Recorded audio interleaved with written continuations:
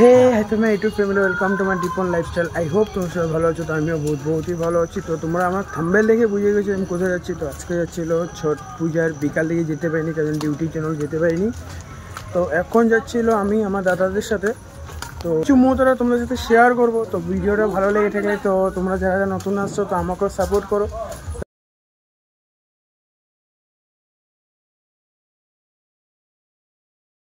তো এখন চলে আসলাম এখানে ঘাটে। তো এখন দেখতে পাচ্ছ যে সবাই যাচ্ছে, তো আমার দাদাও যাচ্ছে এখন। তো আস্তে আস্তে মানুষ বাড়বে, মানুষ বাড়েনি তো আস্তে আস্তে। তো চলো তো ভিডিওটা শুরু করতে দেখতেছি। তো প্রায় চেষ্টা করো তোমাদেরকে আজকে পুরো মুহূর্তটা শেয়ার করার জন্য। তো